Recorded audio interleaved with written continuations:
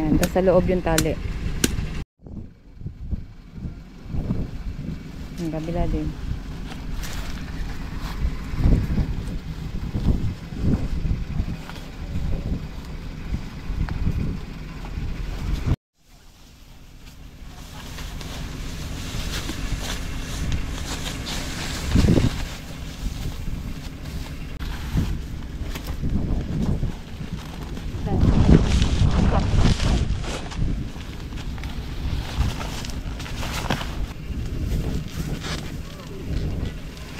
Sagad mo doon sa uluhan. Kasi nandun yung pump.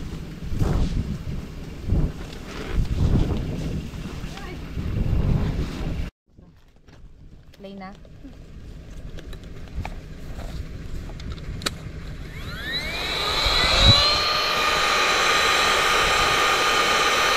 Namula ka.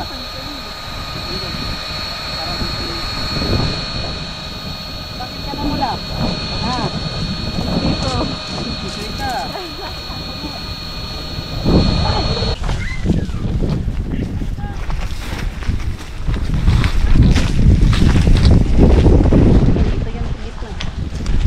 Sa tingin ko dito ko na lang siya ano, Daddy, dito ko na lang siya itatali.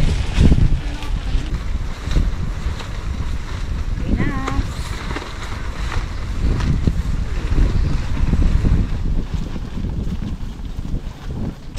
Kulit dyan nga! Oh.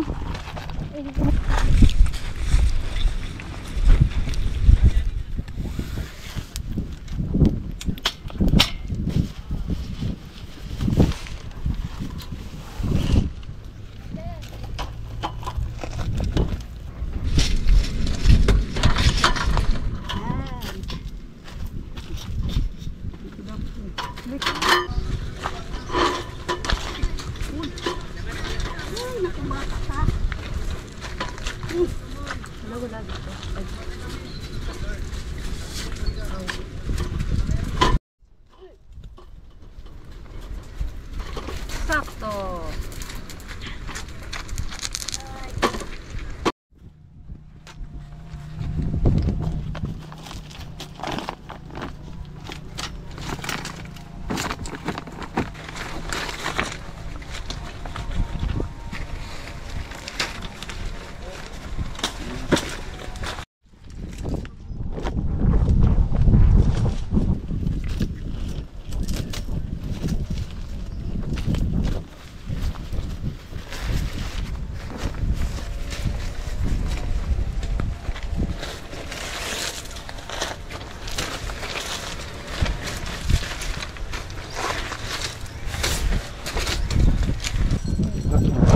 Pamayipit ka dyan.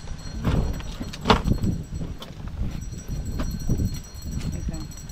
1, 2, 3. Ayun na. 1, 2, 3.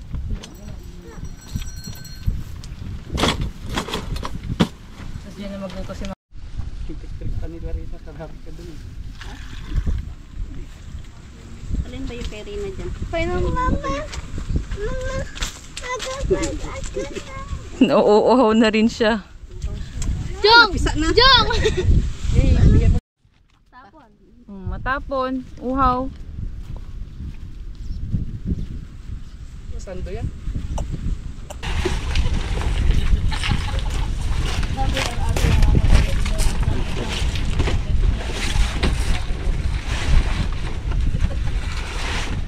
Power station.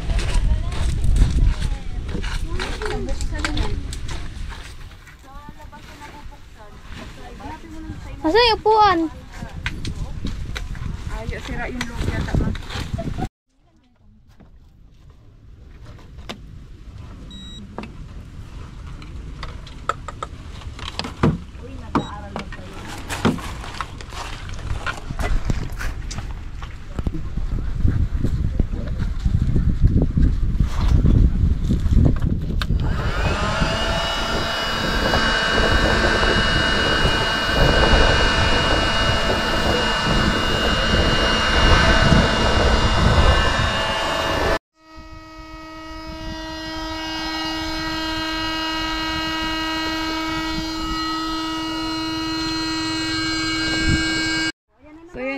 yung power supply namin, si Power Station, Yamato, yung brand niya. Pang to, yung electric pan, saksakan, and charger ng mga cellphone. So, dito yung ibang gamit. Yan. Dito kami nila Habi ni Baby.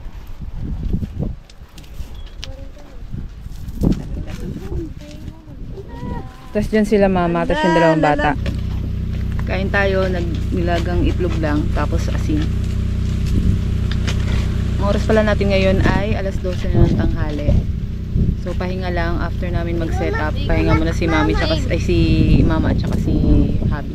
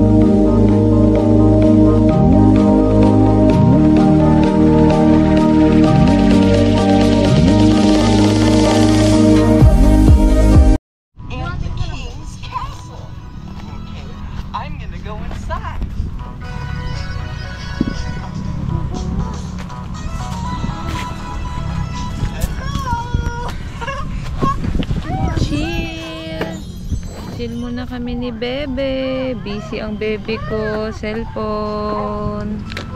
Eh. Yan lang.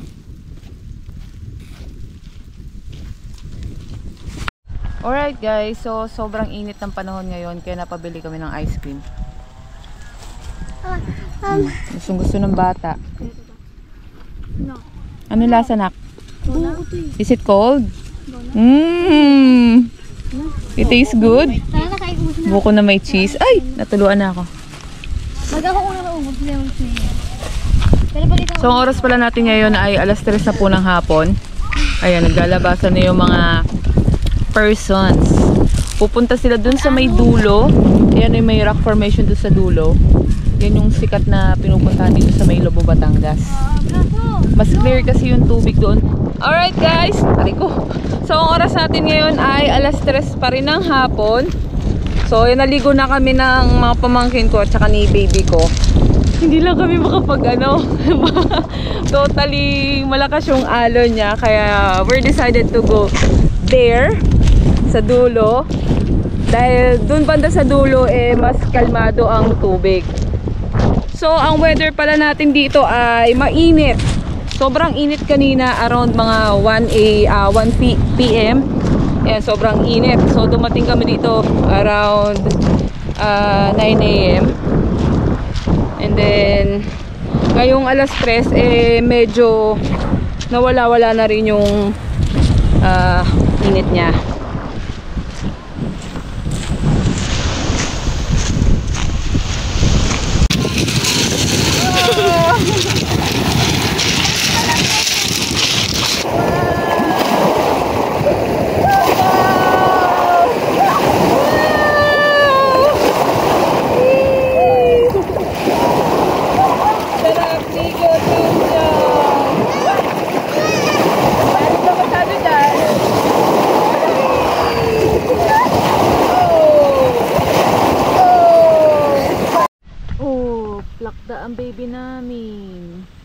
Pagod sa kakalaro maghapon.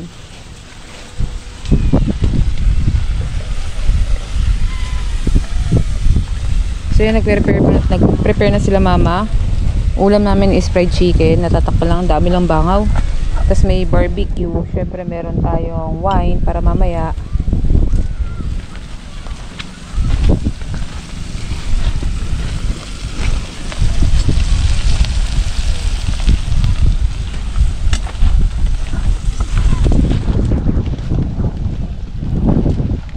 Yun yung setup natin. So dito si Nano.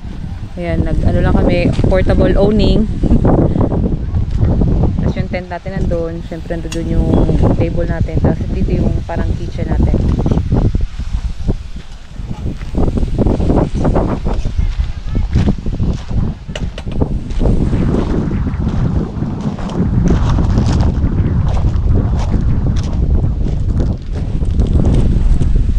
Ulitin kaya muna natin yan para dito natin lagay ulam.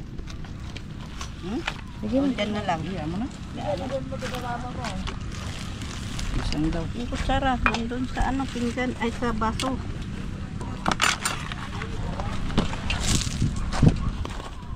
Wala, sinabot na lang. Sabi ko nga, ay kailangan na naman ng chicken macaroni.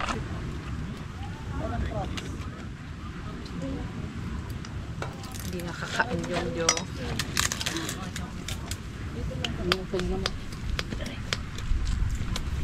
Yung barbecue na.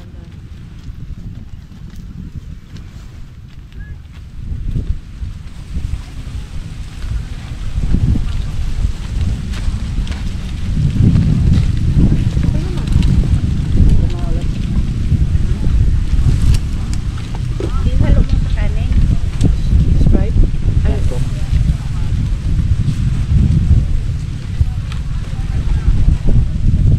Basta dito. Ikaw, kuwang. Tuo ko dito kanina.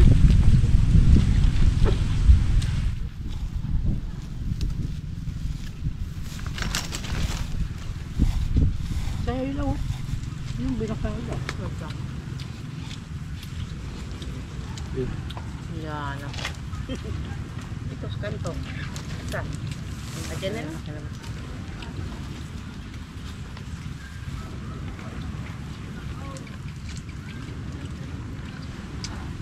Hindi na nakakain sa yami-yami.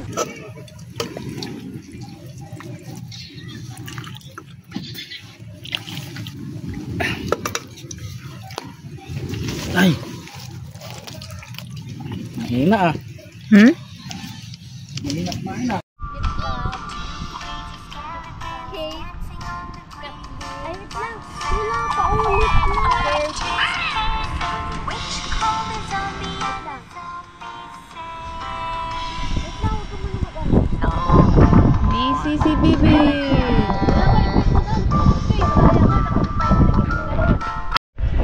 Eyo guys, so yun. Nandito na kami ngayon sa may van namin kay Nano. Ito yung setup namin. And si Baby. Ito yung kama. O dalawang unan si Baby.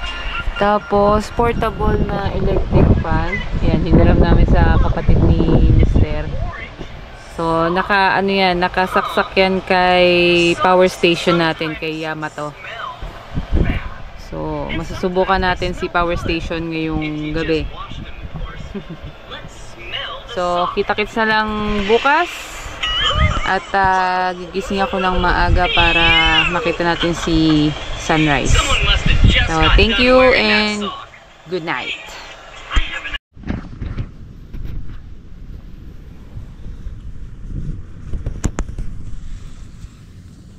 Morning guys. So pang dito na namin dito sa may El Quasay. Kaya gising lang namin. Siguro mga mag-alas 6 na rin ng umaga. And tulog pa yung mag-ama ko. Napagod ang baby. Ang lakas ng hilik.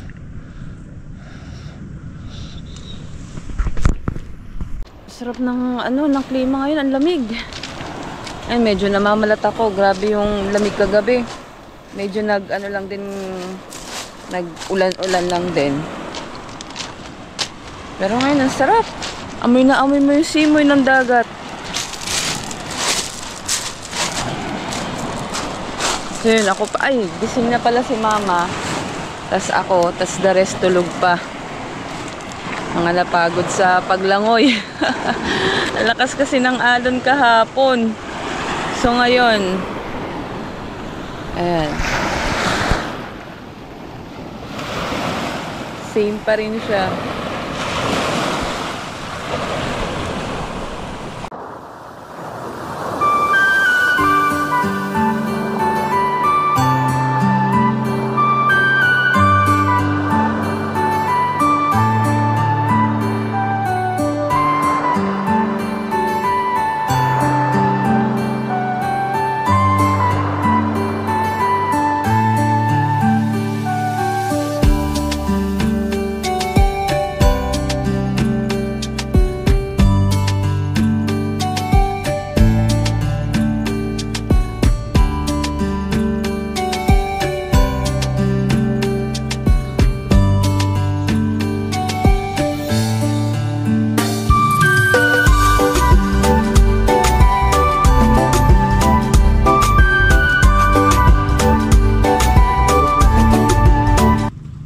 Guys, so ang oras natin ngayon ay anong oras na ba?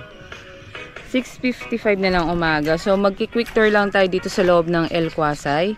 So sasabihin ko sa inyo magkano yung rates, magkano yung car camping, and then yung magkano yung entrance, and then yung mga cottages na meron dito sa loob ng El Quasay. So let's go.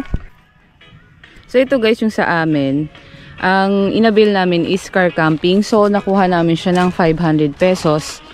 Hindi man sila nagsasabi kung with owning, yung sa side na trapal, or without owning. Basta 500 pesos yung car camping.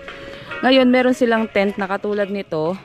Meron silang pang-apatan, pang-animan, at saka pang-sampuan katao. Nakakasya dito sa tent na gantong klase. Ayan. So, yung ganyan, kunyari, yung apatan is makukuha nyo siya ng 1.5 na arkila. Yung pang-animan, yung pang-apatan, pang 1,000 pesos yung arkila. Tapos yung animan, 1,500. And then yung sampuan na katao is 2,000. So ganyan yung itsura niya. Ayan siya. Malaki siya guys. Tapos dito, yan yung parkingan. Ayan, meron din silang kayaking. Ilalagay ko na lang sa description kung magkano. Ayan, may mga life vest din sila. Syempre, segregated na mga basura. Ayan. Pwede nyo arkilahan. Ayan, segregate ng basura din. So, CR. Ayan, CR. Tapos, may mini kitchen kung gusto nyong magluto. Meron din. Ayan, kubo. Ito, pwede nyo siyang maarkila ng 3.5. Ayan. Tapos yung gantong kubo is nasa 2.5. 3.5 yan. Itong parang triangle is nasa 2.5. So, makikita siya sa mapa. Pwede nyo siyang i-Waze or Google Map. And then, meron silang Facebook page. I-message nyo lang muna yung may-ari nun para dun sa reservation. And then, pag makarating kayo dito sa may Lobo, Batangas, meron silang ecological fee na may ecological fee sila na 30 pesos.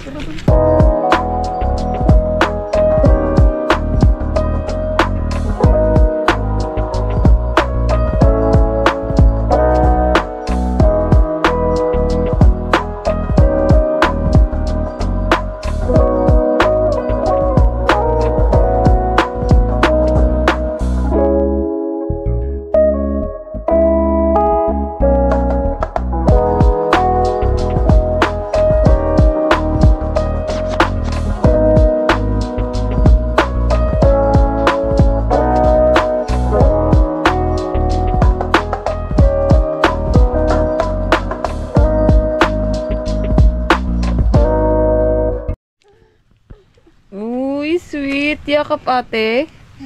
Ha? Ginagawa mo, anak. Kami na lang yung naiwan dito sa resort. So yung ibang resort banda dito, yan sa may Unica Iha, tsaka sa ibang resort na nandito, halos nag-uwian na rin yung mga tao. So kami na lang yung matibay-tibay na natitira. So sinulit talaga namin yung pag-vacation dito.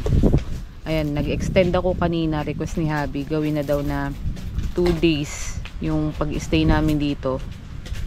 Gawa nga na, ang ganda ng dagat. Ang ganda ng dagat. Pero, yung ano niya, kasi hindi siya buhangin. Mababato talaga siya, malalaking makikinis na bato. Pero alam niyo yung ambience, yung dagat, kulay blue-blue, ang linaw. Tapos yung mga rock formation dito, ang ganda. Literal na marirelax ka talaga, lalo na isimoy ng hangin, amoy dagat, mabango, lalo sa umaga. Ang ganda nung ang ganda ng lugar, sobrang nakaka-mesmerize, kaya mapapa-stay ka talaga ng matagal. Ha? Yakap mama? What? Naglalabing siya gusto yun. Oh. Kahit si baby nagkikwento din. Maganda dito? Opo, maganda dito? Maganda? Opo. Jongjong. Mama, can you say Dede? Dede! Ako! Yay! Alright guys, so second night na namin ngayon. So last night na rin pala ito. Ayan, kakatapos lang namin kumain. Yung mga bata, kanya-kanyang nood. Itong isa nanood ng cartoons. Yung dalawa nagsa-cellphone din.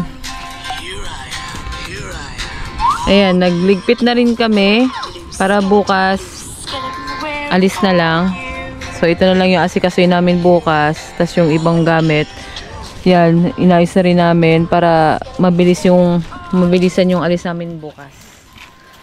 So gising ng maaga para maligo sa dagat ulit si Habi at saka yung mga bata. Ako, tutulungan ko si mama mag-ayos ng gamit ng maaga.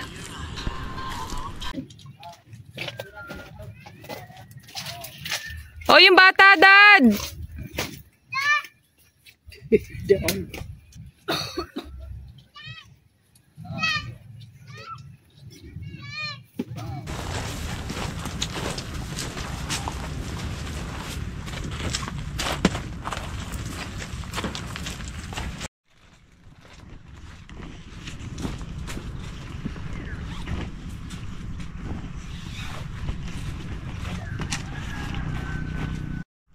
Yung binili ni Daddy na ilaw-ilaw, yan, na-damage siya, nasira, naputol.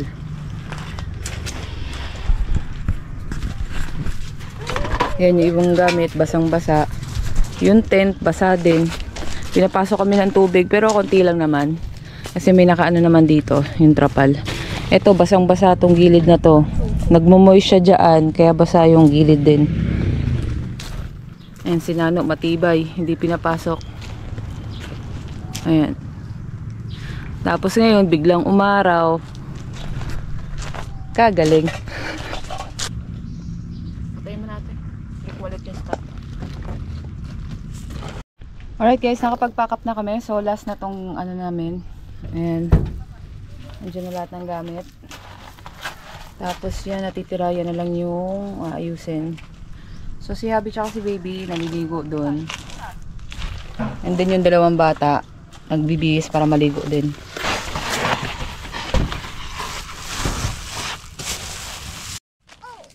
Ligo ka? Why? Bakit? Punta na kay Papa, dali, ligo na.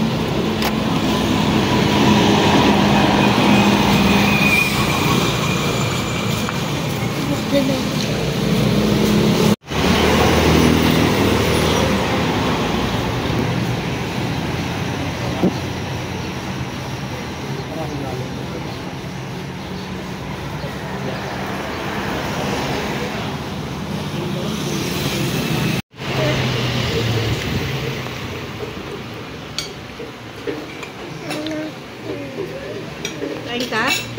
Yung papa. Di ba nagdede ka? Nagdede ikaw? Mukha ka ng ano.